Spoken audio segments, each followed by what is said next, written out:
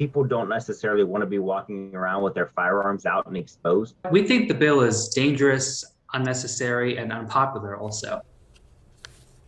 New tonight, controversy over concealed carry. It's a story you'll only see on KDKA. A local Republican lawmaker wants to put an end to concealed carry permits with a new hot-button bill. Meghan Schiller explains why this lawmaker says the pandemic proved those permits are no longer needed.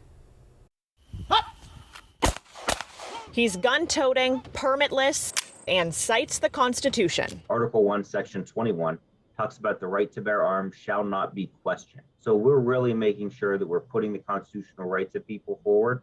It's a renewed push for constitutional carry.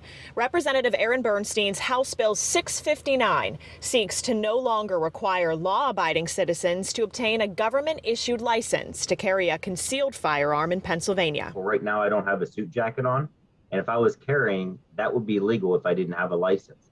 But as soon as I put my suit jacket on that covers up that gun, that's when it becomes illegal. You can already open carry in Pennsylvania without a permit, but permission to conceal a weapon faces more scrutiny, something CeaseFirePA believes keeps Pennsylvanians safe. It allows law enforcement to do a deeper dive on individuals, to check if they have a history of domestic violence, to check if there's a history of substance abuse, to see if they have violent misdemeanors. Rep. Bernstein tells me his legislation wants to help the good people. We know that law-abiding citizens are going to abide by the law, and these criminals that commit gun crimes, who, by the way, should be prosecuted to the fullest extent, these are people who are not going to obey the law anyway. He points to the pandemic and long lines outside county sheriff's offices to support his case. What that proved to us was these are just totally not needed.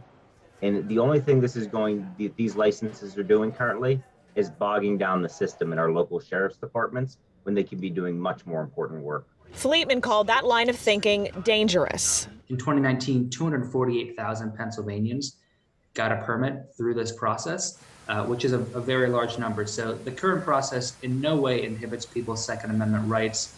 And so in that sense, this legislation is a solution in search of a problem. Yet, for the first time, the legislation passed through committee and will arrive on the House floor. If passed, Rep. Bernstein believes Pennsylvania will soon join 21 other states that allow constitutional carry.